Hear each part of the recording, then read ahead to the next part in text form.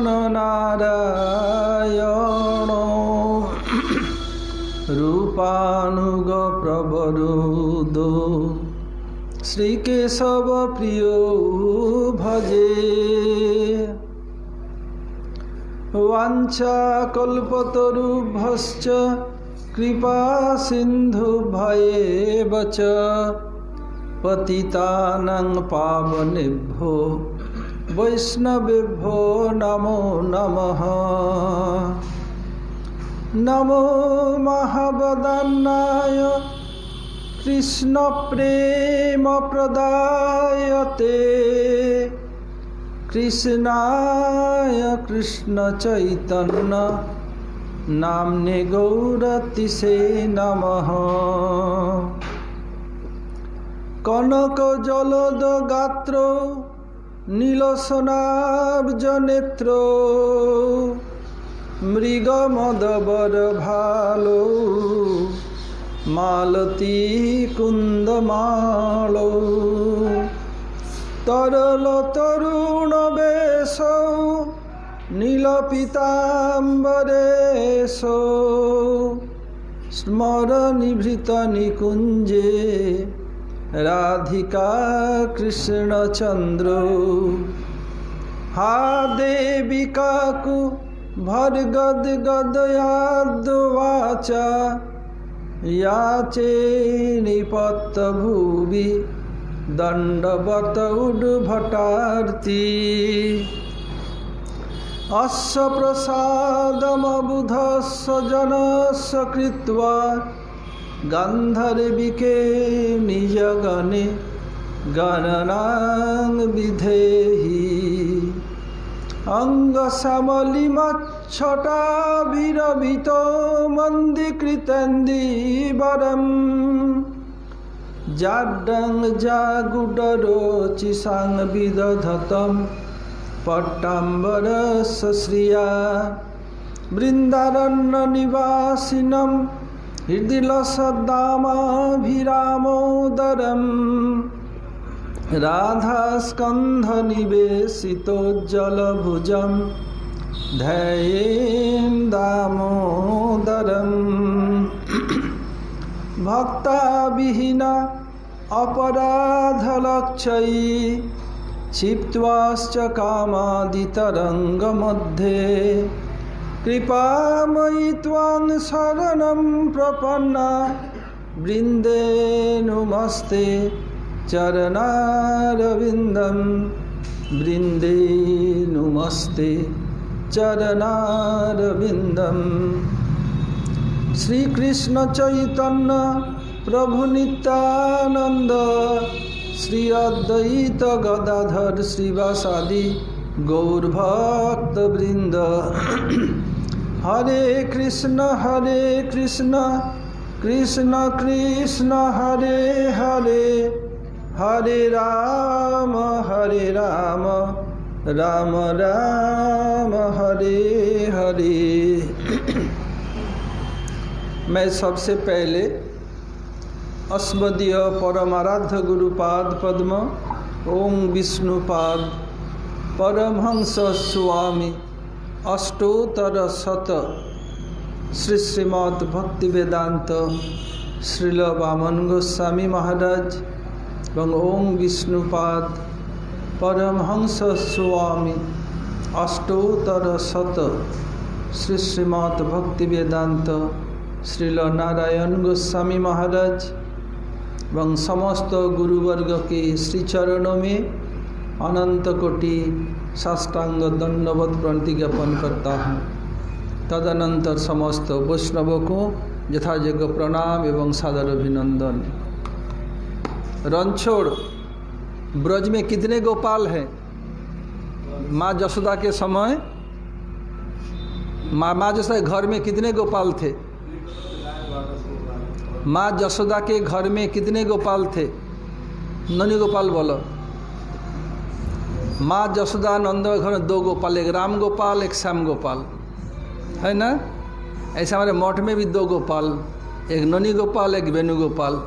कल रात के दोनों गोपाल एक साथ सो रहा है, इधर देखा। मैं ऊपर जा रहा था, इधर कौन को देखे, हमारे दो गोपाल सो रहे हैं। तब याद आया, एक चाचा गोपाल, एक भतीजा गोपाल।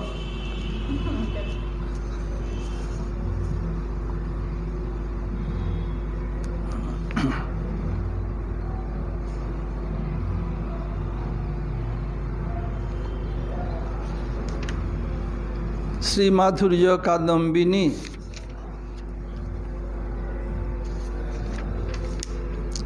निष्ठा एवं निष्ठा के लक्षण।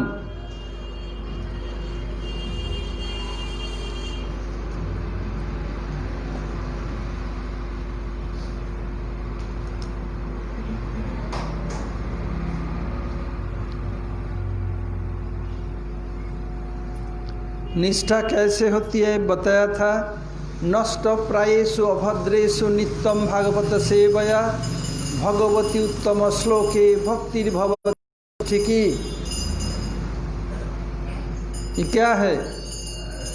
नष्ट प्रायेषु अभद्रेषु, जितने अनर्थ हैं वो करीब करीब नष्ट हो जाता है अर्थात दूर हो जाता है। कैसे? नित्यम भागवत सेवया, प्रतिदिन भागवत सेवा करने से। भागवत भी दो प्रकार है, एक है ग्रंथ भागवत, दूसरे भक्त भागवत। ग्रंथ भागवत कितने प्रकार के हैं दामोदर?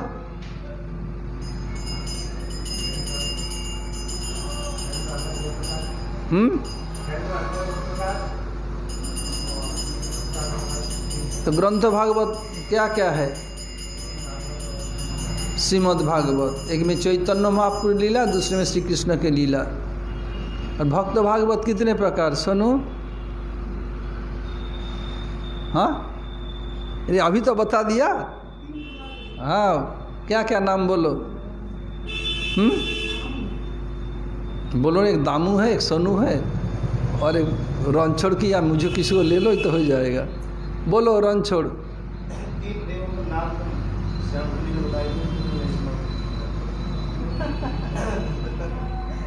बोलो वेणुगोपाल। क्या बोला? बोलो, अब तो बोल दिया, सुना ही नहीं महाराज जी। जगन्नाथ बोलो, बोलो जोरे बोलो, जो सुनाई पड़े इसको, रणछोड़ को। बोलो अब, बोलो श्याम बोलो।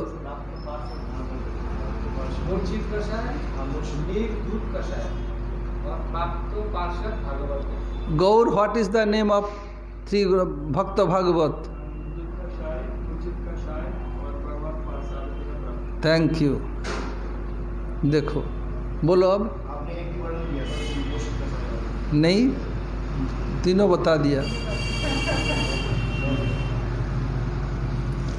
तो ये भागवत की सेवा करने पर क्या होगा? ये ग्रंथ भागवत एवं भक्त भागवत। ग्रंथ भागवत की सेवा कैसे होगी? भक्त भागवत की अनुगत्य में ऐसे करते धीरे धीरे क्या होगा? तब निष्ठा आएगी। निष्ठा आने पर आसानी से कोई भजन को छोड़ता नहीं, आसानी से पतन नहीं होता। होता है बहुत कम होता है। निष्ठा आने के पहले लोग क्या होता है, बहुत लोग भजन को छोड़ देते हैं, फिर खाना पीना जैसे कर लेते हैं। गुरु जी के समय देखा, गुरु जी जब विदेश गए, बहुत से लोग श्रील भक्ति वेदांत स्वामी महाराज जाने के बाद धीरे धीरे भजन छोड़ दिया, मद मांस सब खाना शुरू कर दिया। फिर गुरुदेव कितने लोगों को सब छुड़ा के फिर भक्त बना दिया। अभी भी वो लोग भक्त लाइन पर है। उस समय क्यों छोड़ देते हैं? तो गुरुदेव को पूछने पर बताया, उस समय एक डेलिकेट स्थिति होती है जिसको ब्राह्मी स्थिति कहा जाता है। भजन में टेस्ट नहीं लग रहा है और इसलिए उसको ठीक से पकड़ नहीं पा रहे हैं। और क्या करूं नहीं करूं समझ में नहीं आता है।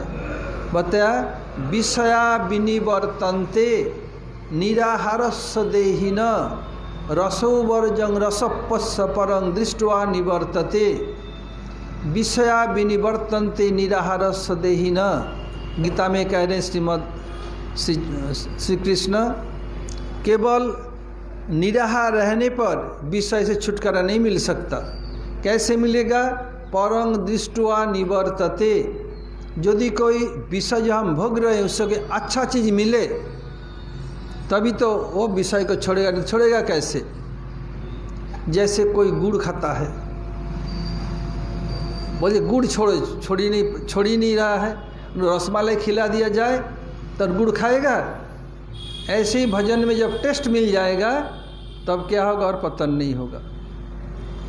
जब निष्ठा के पहले टेस्ट आसानी से मिलता नहीं, निष्ठा के बाद ही टेस्ट थोड़ा मिलना शुरू होता है, क्यों? निष्ठा के बाद ही आती है रुचि।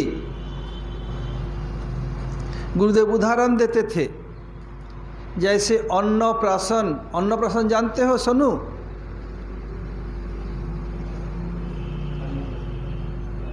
बोलो जगन्नाथ। अन्नप्राशन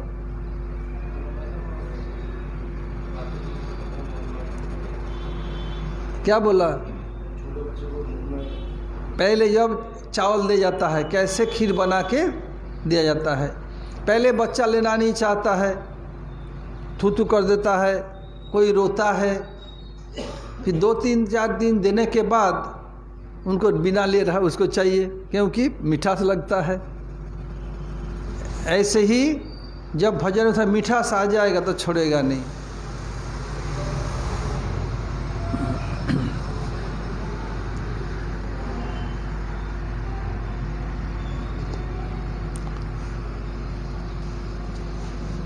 भजन करने पर भी अनर्थ अवस्था में चाहे न चाहे सबके लिए समान नहीं है। क्या होता है? लय, विक्षेप, अप्रतिपत्ति, कषाय, रसास्वाद, ये 5 प्रकार के ये असुविधा बाधाएं रहती हैं। जब ये क्या है? निष्ठा का लक्षण क्या है? जब ये 5 बाधाएं नहीं रहेगी तब निष्ठा होगी। लय, लय किसे कहते हैं? लय अर्थात प्रलय। लय माने सो जाना। कीर्तन, श्रवण, स्मरण में एक के बाद दूसरे में अधिक नींद आना, ये लय है। जैसे माता जी का आ रही है, देखो क्या है? कीर्तन से अधिक नींद आती है श्रवण में, श्रवण से अधिक नींद आती है स्मरण में। क्यों? कीर्तन में अंग प्रत्यंग का कसरत होता है, जोर से हम बजाते हैं, गाते हैं, इसलिए नींद आसानी से नहीं आती। कभी कभी आ जाती है लेकिन कम। और श्रवण करने पर एकनिष्ठ होकर श्रवण करो तो ठीक है, नहीं तो थोड़ा सा भी हो अनर्थ जीव का नींद आ जाती है। इस संदर्भ में गुरुदेव एक सुनाया था। पहले भारत में राजतंत्र था, बहुत सारे राजाएं थे। एक राजा को नींद नहीं आती थी। वो बताया जो मुझे सुला देगा उसको मैं आधा राज्य दे दूंगा।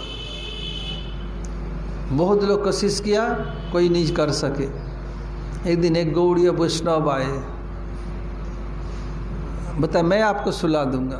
बोला अरे इतने बड़े बड़े धुरंधर आ गए, कितने एक्सरसाइज कराए, ये किया वो किया, इस तुम क्या? मैं करने से तो होगा, आपका सोना ही तो चाहिए आपको। बोला हाँ। बोले भागवत सप्ताह का आयोजन करना है, भागवत पाठ। उनको सामने बस बैसा दिया, कीर्तन हो गया, ये शुरू हुआ। और जब कीर्तन का ध्वनि हो रहा था उसके सामने एक माइक रख दिया। बोले माइक किस लिए रख रहे हो? बोले बाद में बताऊंगा, तुम हरि कथा सुनो। बस हरि कथा शुरू हुआ, थोड़ी देर में ही उनका नाक बजना शुरू हो गया और सब रिकॉर्ड हो। माइक रख दिया, लोग सुन रहे हैं, लोग हंस रहे हैं। जैसे माता जी हम बोल रहे थे उनको पता ही नहीं चल रहा है। ऐसी क्या है? सो गई भागवत कथा में। ये क्या है? लय।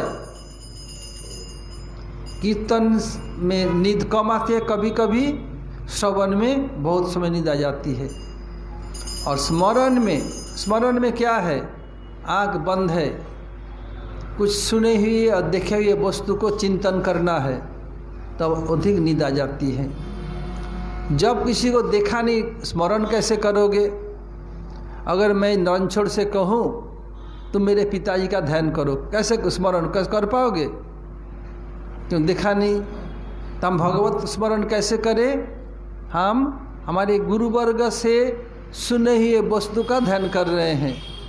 भगवान आँख के माध्यम से हृदय में नहीं आते, कान के माध्यम से। इसलिए बताया श्लोक में, कल बताया, परसों बताया, प्रविष्ट कर्णरंध्रेन, कान के माध्यम से भगवान प्रवेश करते हैं। सखिया कह रहे विशेष राधा जी, सोई के बाद सुनाइल श्याम नाम, कानेर भीतर दिया मरमे पशिल गो, आकुल करिल मोर प्राण। सोई किसने मुझे श्याम नाम सुना दिया? क्यों सुनाया? कान के भीतर से अंदर जाके मेरा प्राण को उथल पुथल कर दिया।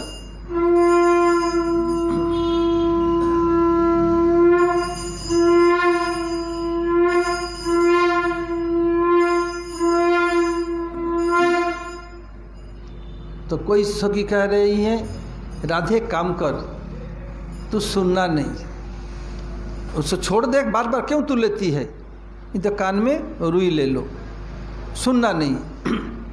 बताया, नाही जानी कत मधु श्याम रसे आछे गो, बदन छाड़ीते नहीं पारे। पता नहीं श्याम नाम में इतनी मिठास है, मैं चाहने पर भी मेरा मुख छोड़ नहीं रहा है। श्याम नाम जप करते, कृष्ण जप करती जा रहा है, करूँ क्या? ये चंडीदास कह रहे, कहे दीजिए चंडीदास से, कुलवती कुलना से अपनार यौवन जाचाए। इस कीर्तन में चंडीदास का कीर्तन है। महाप्रभु को विद्यापति एवं चंडीदास का कीर्तन खूब प्रिय था, इसलिए कीर्तन श्रवण स्मरण में एक के बाद दूसरे में अधिक नींद आना का नाम है लय। कीर्तन में नींद कम क्यों आता है? क्योंकि हम लोग हाथ पैर चलाते हैं, मुख से बोलते हैं, ताली बजाते हैं, ये करताल बजाते हैं, मृदंग बजाते हैं, घंटा ये सब बजाते हैं, घड़ियाल, क्या होता है? नींद नहीं आती, इसलिए उसमें कम। और श्रवण में थोड़ा मन संयोग करना पड़ता है, ध्यान से सुनने पर तब श्रवण, तब क्या होता है? बहुत समय नींद आ जाती है अनर्थ के कारण। फिर ये नींद क्यों आती है? तमोगुण से। ये तमोगुण के कारण नींद आ जाती है, फिर विशेष करके स्मरण में अधिक। इसके बाद विक्षेप,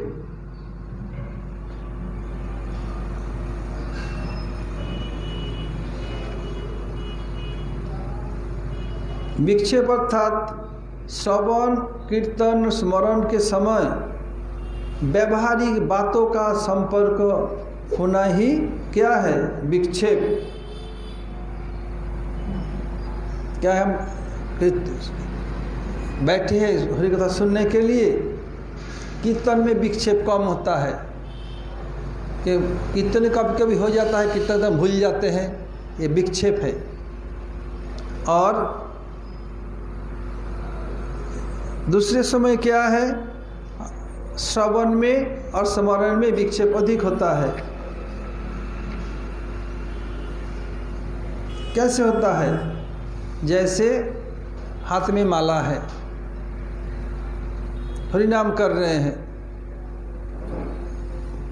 ले लिया हाथ में स्मार्टफोन, आधा घंटा पौने घंटा बात करती जा रहा है, पता ही नहीं क्या हो रहा है। हाथ में माला भी पूरा भी नहीं है, कुछ भी नहीं हुआ, कितने समय बीत गया, कोई होश आवास नहीं है। ये विक्षेप है।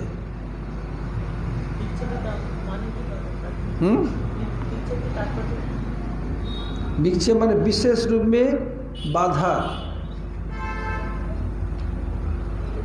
बाधा कैसे? व्यवहारिक बातों के द्वारा, सामाजिक बातों के द्वारा, ये मर्त जगत की बातों के द्वारा। भूल गया कि हरिनाम कर रहे हैं, और वैष्णव देख रहा, देखो हाथ में माला, देखो घंटा हो गया बात करती जा रहे, होश आवास नहीं रहता,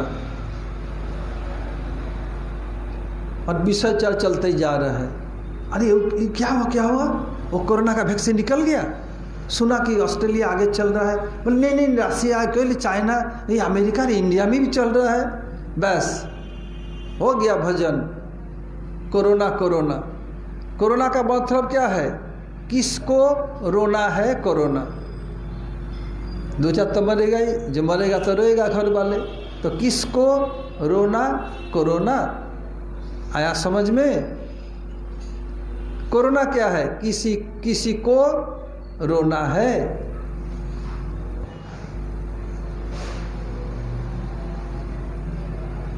ये है विक्षेप।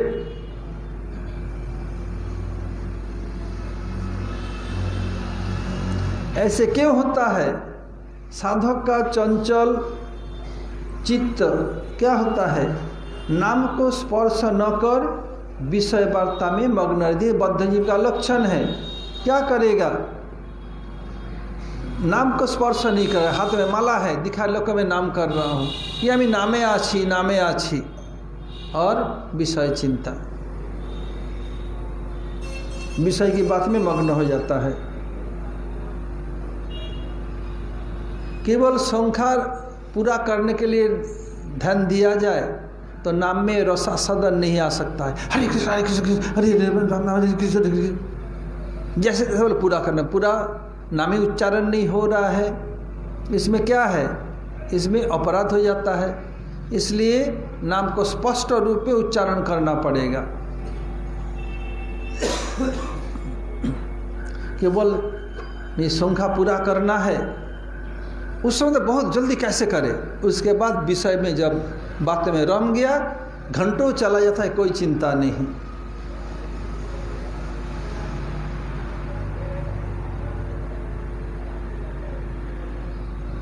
देखेंगे बहुत समय आए लोग भागवत कथा सुनने के लिए, बस आदि से अंत तक गप मारते रहा। घर में जो सोच रहे हैं ये तो भागवत सप्ताह सुनने जा रहा है, पूछो पता नहीं आई क्या हो रही कथा हुई। टॉफी लुटाया था माधव महाराज बनवा, ये तो मुझे थोड़ा मिल गया ले आई, बस और कुछ नहीं जानते।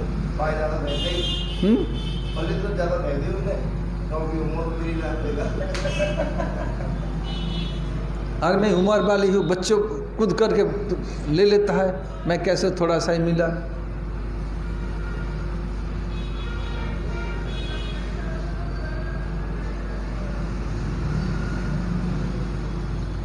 ये इस बाधा के फलस्वरूप क्या होता है? श्रवण काल में साधक का चित्त भगवत स्मरण या भगवत लीला को छोड़कर इधर उधर बात की आलोचना करती रहती है। अब बात है अप्रतिपत्ति।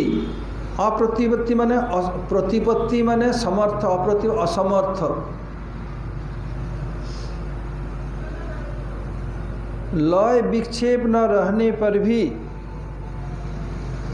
श्रवण कीर्तन आदि में जो असमर्थता देखी जाती है उसे अप्रतिपत्ति कहा जाता है। ऐसी दशा में मन में निरुत्साह, उनके में रुचि नहीं, टेस्ट नहीं लग रहा है, और मन में निरुत्साह आ जाता है, अच्छा नहीं लगता, तब आलस्य आ जाता है। यदि उत्साह रहे आलस्य आएगा नहीं, उत्साह न होने पर आलस्य आ जाती है।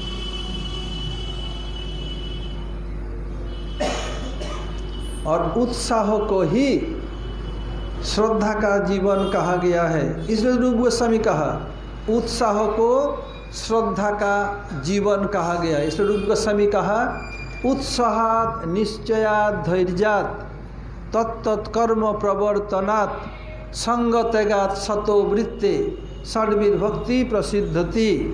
गौरव, डू यू नो दिस श्लोक? उत्साहात निश्चयात,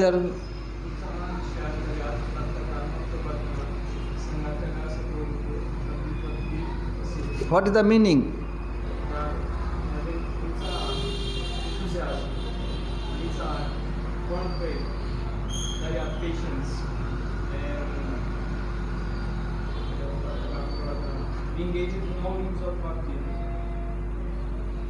Sangategat. Sangategat would pronounce the bad association or to behave like saints. It's all 6 stages there in this topic. Can you speak this in Hindi? हाँ करो।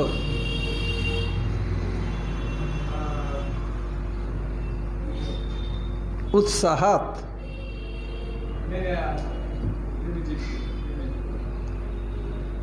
जगन्नाथ जी श्लोक जानो, बोलो माने बोलो। बेनू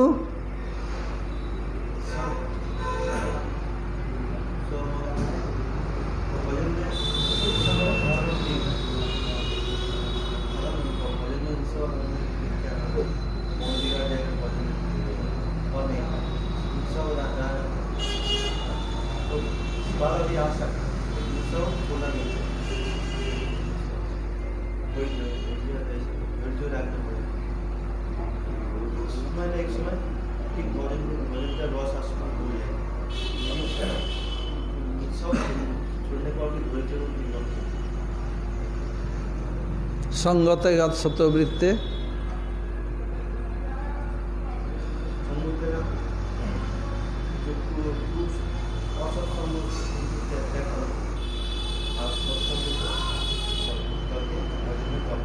तो इसमें क्या होता है?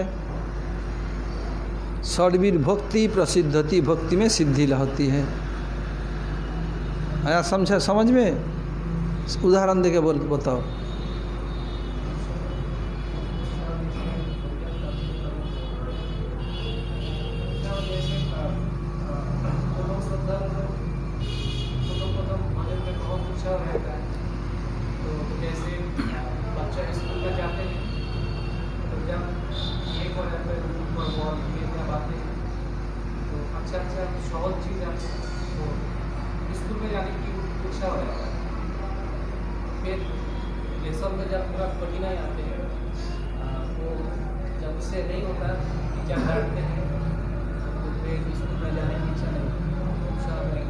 बस ये तो उत्सव में घरों तरला हो रहा है। मैं इस श्लोक का उदाहरण देके बताया। रामानंद बता सकते हो? उत्साह, निश्चय, धैर्य, उदाहरण के साथ। एक बार गुरुजी मेरे बोलते थे ठीक है, लेकिन मेरे हमारे गुरु जो है बोले थे कि किसको बोलते जानता है? कौन पूछा? बोले ठीक। अच्छा, जानता है किसको बोलते हो? भजन अगर ठीक है तो ठीक है, भजन तो होता नहीं है। तो गुरुजी दूसरे दिन बोले ठीक है, नहीं कहता ठीक नहीं, मेरा भजन ही नहीं होगा, मैं ठीक है होगा। फिर दूसरे दिन पर बोले ठीक है, भजन तो होता ही नहीं, मारे कैसे? अरे कल बोला तो था होगा। तीसरे दिन फिर बोले ठीक है, मेरे भजन ही नहीं होता, मैं ठीक है तो कमरे में ले गए। अब कमरे ले जाकर बोले अरे जो बोलते सुना था, आपके पता बोलते उसको सुना था। और बोले उसका निश्चय धैर्य होता है। बोले उसका जो है भक्ति में बना के रखना पड़ेगा। निश्चित भगवान मिलेंगे, और लोगों को मिले तो मिलेंगे नहीं, क्या हमको मिलेंगे? उसका ही जिसका टूटी है, हम उसको क्या कर सकता है? और धैर्य बना के ही रखना पड़ेगा। ये एक मेरा तुम्हें अभी यहाँ पे गुरुजी जो थे, गुरुजी चले गए, भगवान को पा लिए, और कितने जन्म गुरुजी के चले गए। ऐसी मैं ऐसी स्थिति में आया, यहाँ पे अभी आ गया कि हमारे कितने भी जन्म चले गए, हम ऐसी स्थिति में आए। इस तरह गुरुजी बोले थे। एक बार हमारे भक्तिनाथ श्री हमारे बामन गोसाई महाराज वो भी वृंदावन में आए थे। तो बोले मैं उनके पास था, उन्होंने बोला मेरा भजन होगा कि होगा मालूम नहीं। बोले हमारे पास विश्वास है, क्या बोले होगा। अच्छा, एक बच्चा क्लास में पढ़ रहा है, वो पहले ही सोच लेता है फेल हो जाऊंगा तो कभी पास हो सकता है? वो पहले से उसने ये निश्चित कर लिया कि फेल हो जाऊंगा, वो क्या पास होगा? नहीं, ये सत्र उसका बना के रखना पड़ जाता है। ये पहले से यहाँ से जब 1 साल बाद का सिलीगुड़ी में गया, जब भी वो उस बात को बोले रहे, वहाँ पे भी यही बात बोले, जो पहले से ही उसका जिसका टूट जाता है वो जीवन में क्या कर सकता है? नहीं, उसका वो बना के रखना पड़ेगा। उसका कभी जो है कमजोर नहीं हो।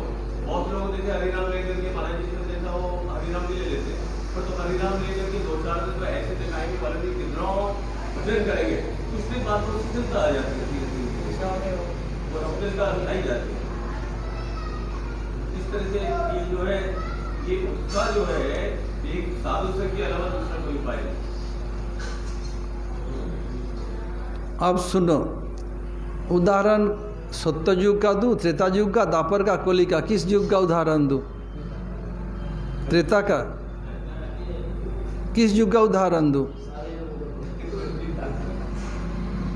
तुम्हें पका पका ही खीर चाहिए ना, पूरी सब मेहनत तो करोगे नहीं कोई। गुरुजी ने एक आम की गुठली का उदाहरण दिया तो बोले एक आम की गुठली को लगाने के अंदर निकलती है, लेकिन उसके लिए 10-15 दिन लगेगा। बोले उसके 2 पत्ते निकलते हैं, 4 पत्ते निकलते हैं, फिर और बड़ा होता है, फिर और बड़ा होता है, उसमें छोटी छोटी वो आती है उसकी जो और आते हैं, फिर छोटे छोटे वो आम आते हैं, वो खाई नहीं जाते, और बड़े होते हैं, कितना दिन लग जाता है उसको पकने में, आम को कितना लंबा टाइम लग जाता है।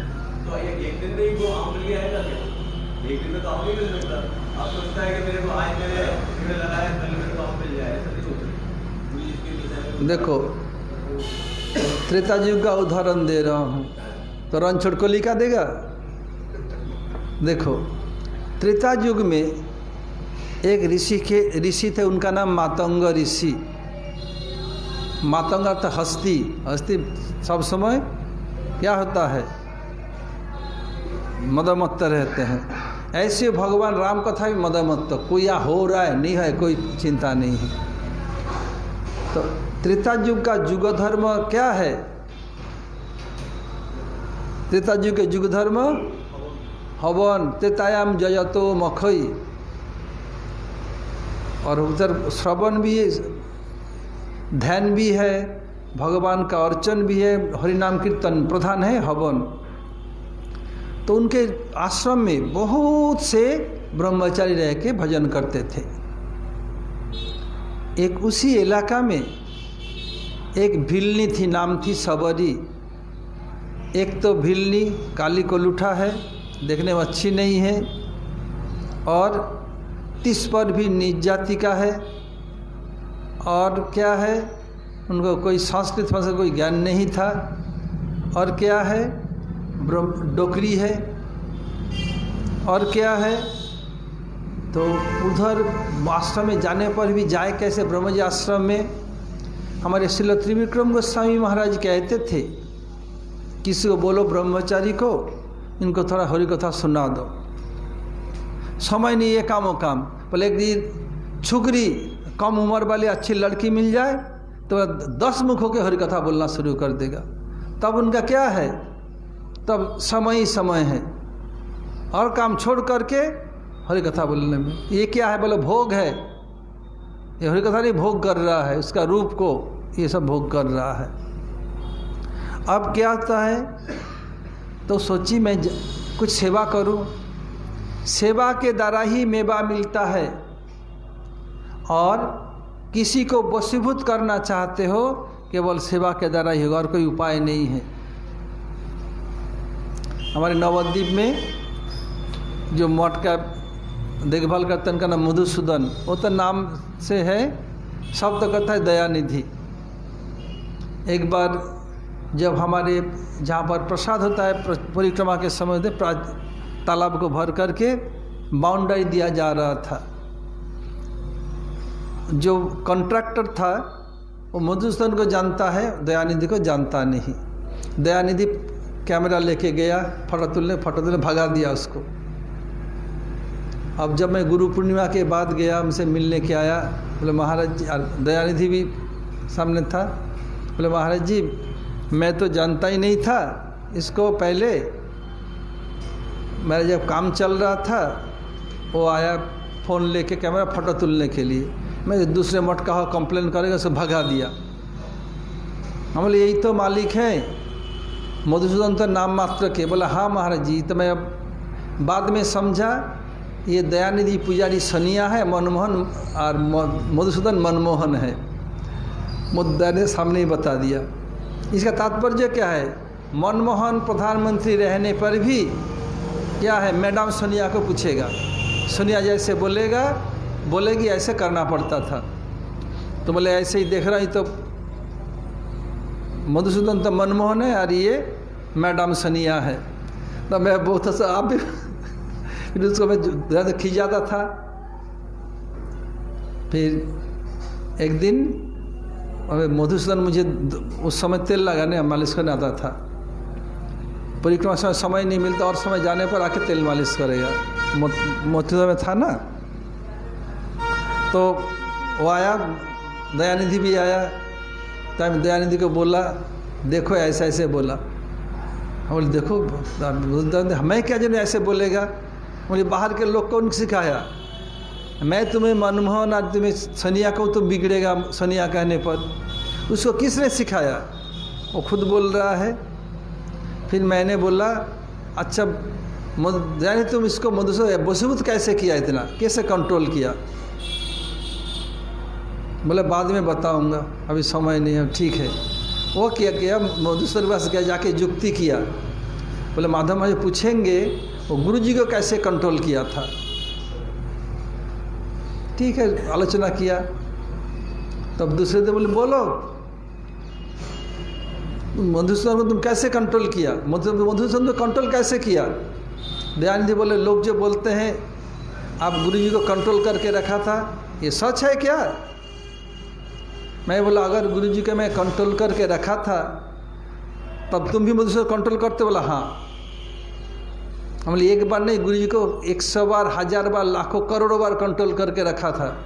इसी कारण गुरु जी भी इतने दिन जगत में थे, नहीं तो बहुत साल पहले चले जाते। गुरु जी बोलते थे ये नवीन, ये माधवमय सेवा के कारण मैं जगत छोड़ के जा नहीं सका, इसके कारण बहुत साल मुझे अधिक जगत में रहना, तो बहुत साल पहले ही चला जाता।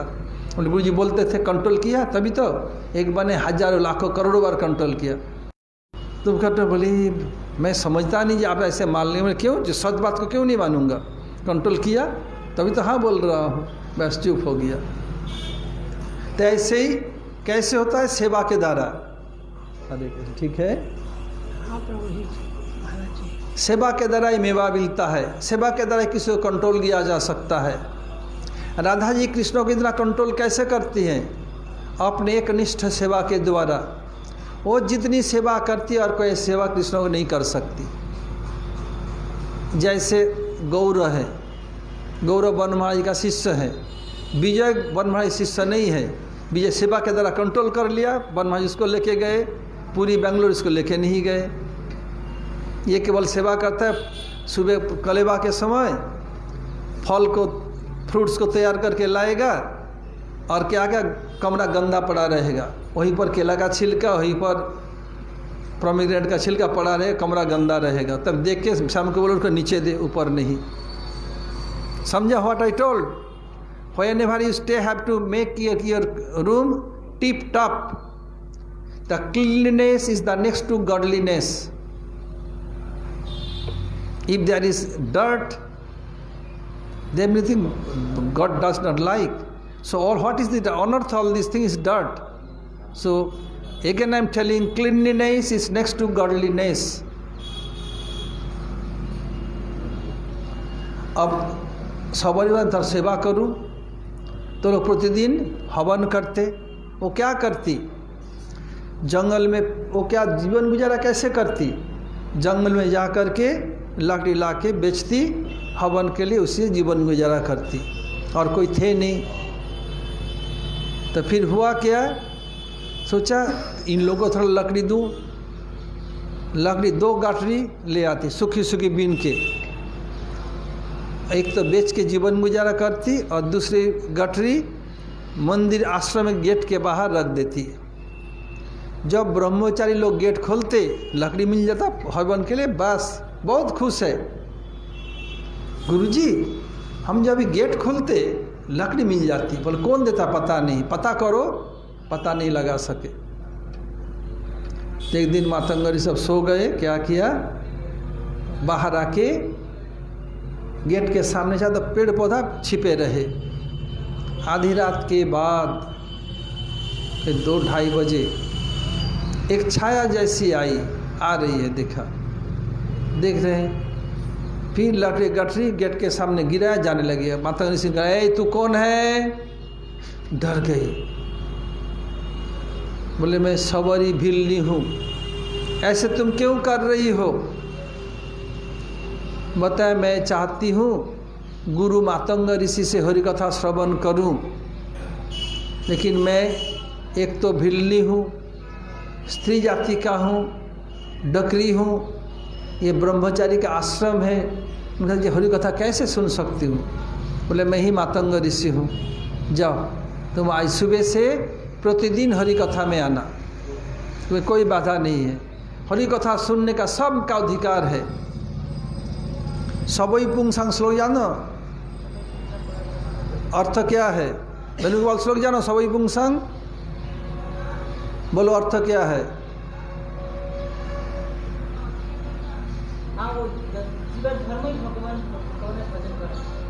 बोलो सबई पुंसांग परो धर्म।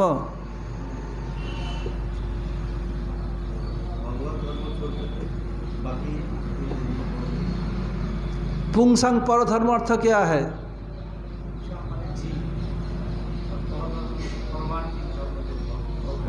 एक बार वृंदावन मठ में हमारे गुरु महाराज जी आए तो मुझे बोले नवीन इधर आ। सबई पुंसांग श्लोक जानता है? मैं हाँ जानता हूँ। बोला बोले इसका अर्थ क्या है? भागवत में शब्द लिखा है पुरुष मात्र का ही श्रेष्ठ धर्म है। तो बोला, तो गुरु महाराज जी बोला तो स्त्री का भजन का अधिकार नहीं है? मैं तो चुप हो गया। बोले मातब्बर को बुला, पंडित को, मैंने तीर्थ महाराज को आए, वो भी बोला। तो स्त्री का हम दोनों ही नहीं बोल सके, कुछ भी उत्तर नहीं दे सके। इससे डर लगा।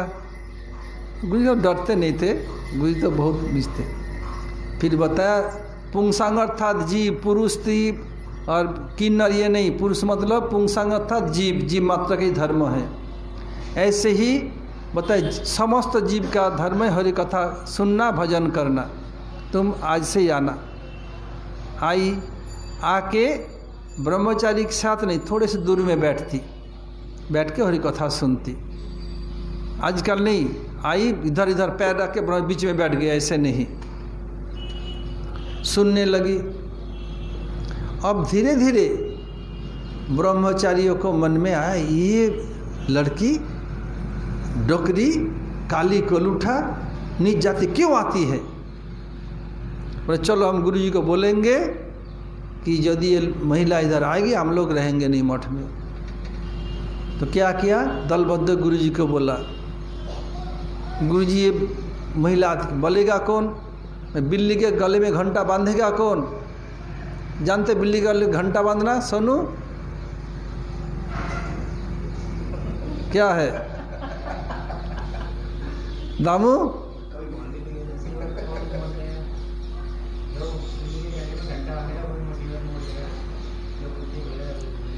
एक जगह बहुत सारा चूहा था और बिल्ली मार मार के खा जाता था। तो समस्त चूहा मिलके एक मीटिंग बुलाया।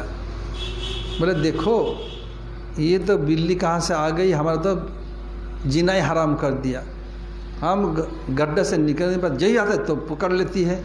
एक काम क्या, बोले देखो एक काम करेंगे, हम एक घंटा बिल्ली के गले में बांध देंगे। जब बिल्ली आएगी ठुक ठुक ठुक शब्द होगा, हम भाग जाएंगे, गर्त में घुस जाएंगे। बोले बिल्कुल ठीक, खूब खुश।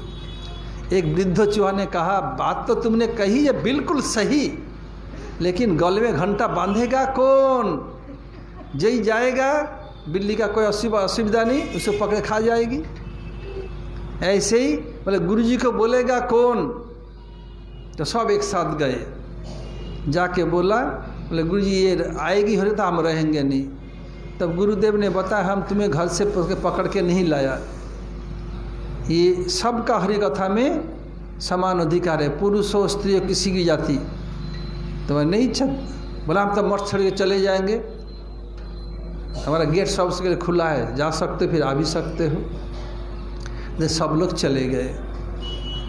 एक स्थान है जहाँ स्थान उसके पास में पंपा सरोवर है, उधर जाके रहने लगे। और पंपा सरोवर में उस पानी में वो लोग नहाते, स्नान करते और वही सब पानी से व्यवहार करते। अब मातंग ऋषि जब जाने का समय हुआ जगत छोड़कर, बताया बेटी इस आश्रम का तुम देखभाल करना। एक दिन भगवान रामचंद्र पैदल चलकर तुम्हारे आश्रम के अतिथि बनेंगे, उनकी सेवा करना। प्रतिदिन सुबह जा कर के वन से फूल तोड़ती और आश्रम से मेन रास्ता तक फूल बिछा देती। फूल के केवल पंखुड़ियाँ, ये नीचे के हिस्सा नहीं, बोले ये तो प्रभु राम के चरण कमल में चुभेगा। और जंगल में जाके जो बेर मीठा लगता उस पेड़ के बेर को तोड़ के रखती, प्रतिदिन करती। कुछ साधु लोग ये क्या कर रहे हो पागली कहीं का, बोले राम जी आएंगे। अरे बेवकूफ कहीं का, राम जी किस लिए आएंगे, वो महाराज धीराज सम्राट दशरथ के पुत्र, वो किस लिए आएंगे। बोले हमारे गुरुजी बोला। अरे छोड़ गुरुजी की बात, वो लोग बिगाड़ते, बोले ऐसे मत करे आप लोग। बता क्या है गुरुजी, बता गुरुजी बात कितने विश्वास है, उत्साहत, प्रतिदिन उत्साहपूर्वक कर रही है, उत्साहत प्रतिदिन रास्ता बनाती फूल से। और मन में ठान लिया जब गुरुजी बोला होके ही रहेगा, निश्चयात निश्चित आएंगे, भले ही राजपुत्र हो, महाराज धीराज के पुत्र हो, मगर गुरुजी बोला होगा ही होगा। क्या हुआ, एक दिन प्रभु जब जंगल में आए, फिर सबरी के पास आए, माता से आश्रम में उत्साहत निश्चय धैर्यात। लोग कितनी बाधा दे रहे हैं, उनको मन को बिगाड़ने की कोशिश कर रहे हैं, धैर्य खोया नहीं। धैर्य का एक बांध होता है, सहन की सीमा होता है। धैर्य बांध आछे, सह्यर सीमा आछे। धैर्य बांध भेंगे गेले और सह्यर सीमा पार हो गेले लोग तखन जा खुशी कर दे। तो धैर्य की एक सीमा होती है, धैर्य की बांध होती है, एक सब्र होता है। क्या किया, धैर्य रख करके प्रतिदिन करती है, नहीं ये करना ही है। अधैर्य के छोड़ नहीं दिया, रास्ता बनाना ही करना। तत्त कर्म प्रवर्तनात्, उसी काम को करती जब प्रभु राम आने पर पैर में चुभे, फूल तोड़ती बिछाती।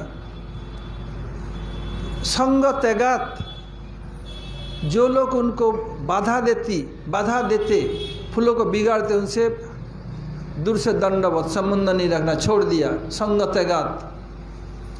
सतो वृत्ते, सतलोक की वृत्ति क्या है, सतलोक जो शुरू करते हैं वो बीच में छोड़ नहीं देते हैं।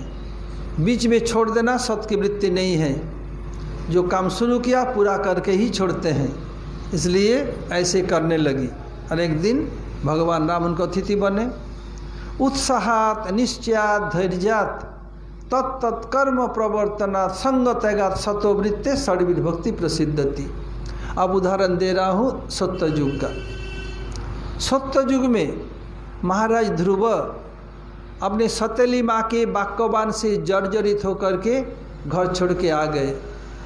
भागवत में बताया कि ये मैं पूछूंगा सबको, एक कोर्स हो जाने के बाद ये उत्साह में 4 युग का उदाहरण देना पड़ेगा सभी को, तैयार करके ना, किसी दिन में किसी को पूछ सकता हूँ। सत्ययुग में क्या है, ध्रुव महाराज अपने सतेली माँ के वाक्यवान से विद्ध होकर घर छोड़ के आ गए। भागवत में बताया शत्रु का अस्त्र से हृदय बेध जाता है, वो दर्दनाक है। वो जितना दर्द नहीं, उससे अधिक दर्द क्या है कि अपने घर वालों को, अपने सुहृदों को, अपने मित्रों का वाक्यवान उसको अधिक छलनी बना देती है। ऐसे ध्रुव महाराज का क्या हुआ, ये छोटी माँ के वाक्यवान से हृदय पूरा छलनी हो गया। शत्रु का बांध तो आर पार हो जाएगा, एक ही जगह छेद होगा, और ये पूरा छलनी, पूरा हाथ को छलनी बना देते हैं, बहुत सारा छेद बना देते हैं। सुई में एक छेद होता है जब कपड़ा सिलते हैं या माला बनाते हैं रामानंद, एक छेद।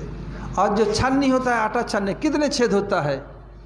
ऐसे ही शत्रु का बाण से एक छेद होता है, और मित्रों का, आत्मीय स्वजन का वाक्य बाण से हृदय पूरा छलनी हो जाता है, बहुत सारा छेद हो जाता है। इतना कष्टदायक है, इसलिए कष्ट चला गया। भजन का माँ के सुना, ये किया, बताया भगवान कहाँ है, वन में है। अब मन में उत्साह आ गया, और माँ बता दिया था सुनीति, देखो बेटा ये थोड़ी सी बाप के गोदी में नहीं बैठी, इसमें दुख है, तो भगवान के गोदी में बैठोगे तुम्हारा कहीं बैठने की जरूरत नहीं होगा, इतने बड़े साम्राज्य मिलेगा, तुम चिंता नहीं कर सकते हो।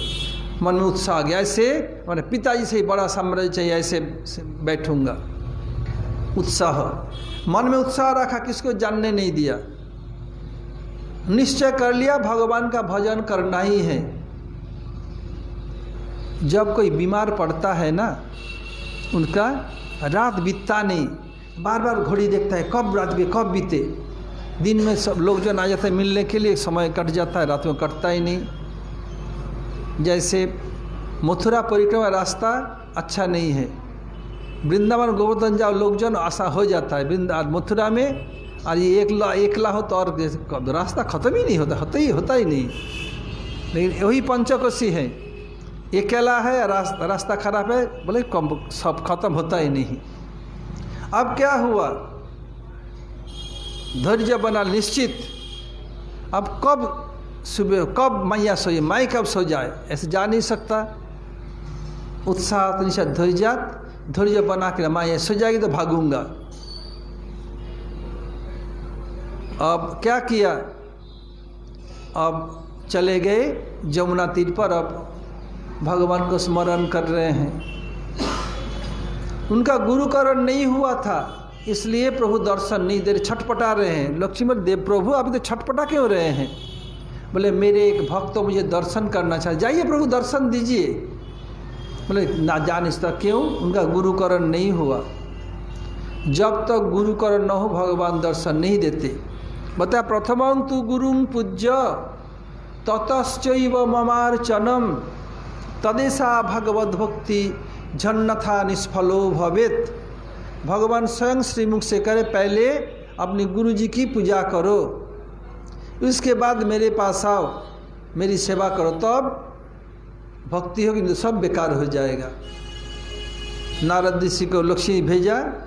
अब वो परीक्षा कर रहे, अरे बालक तुम ऐसे ढीठ कैसे बन गया, तुम्हारे माँ बाप सब खूब ढूंढ रहे होंगे, जाओ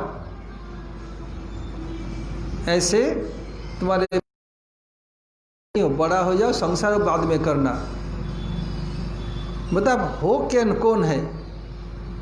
बोले मेरे उत्साह को, मैं उत्साहपूर्वक भजन करने आया हूँ, मैं उत्साह नष्ट कर रहे हैं। आप उत्साह मेरा नष्ट नहीं कर सकते।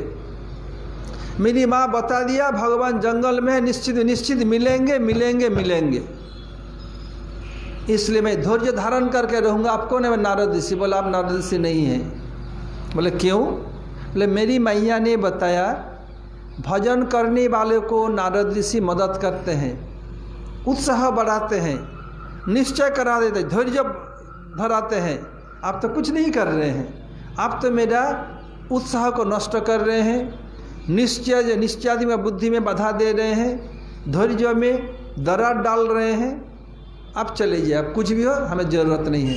संगत है, आपका संग मुझे नहीं चाहिए। मैं सत का वृत्ति अवलंबन करूँगा। क्या है? सत लोग जो काम शुरू करते बीच में छोड़ते नहीं। मैं ये माँ जो बता दिया उसको मैं करूँगा। तब हुआ क्या? अब नारद ऋषि बाध्य होकर उनको दीक्षा दी। बहुत लोग भागवत कथा में ऐसे क्लास में बोलने लग जाते हैं। महामंत्र बोल सकते हैं, दीक्षा मंत्र सबके सामने बोलना नहीं चाहिए।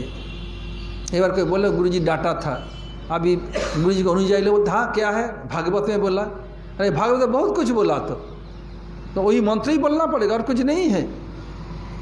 देखिए ध्रुव महाराज क्या किया, उत्साहात माँ जो बताया निश्चय कर लिया, धैर्य धारण किया। जब नारद ऋषि परीक्षा लेवल नहीं आप तो आपका संग मुझे नहीं चाहिए, आपका संग मैं त्याग करता हूँ, मुझे सत का वृत्ति अवलंबन करना है, जो शुरू किया छोड़ूंगा नहीं। तब क्या हुआ, भक्ति उनकी सिद्धि हुई, भगवान दर्शन दिया। फिर दापर का कली का उदाहरण काल देंगे, यहीं तक रहे। हरे कृष्ण। वंशा कल्पतरुभ्यश्च कृपा सिंधु भैवच पतितानां पावनेभ्यो वैष्णवेभ्यो नमो नमः। रात्रि कथा रात देखा जाए।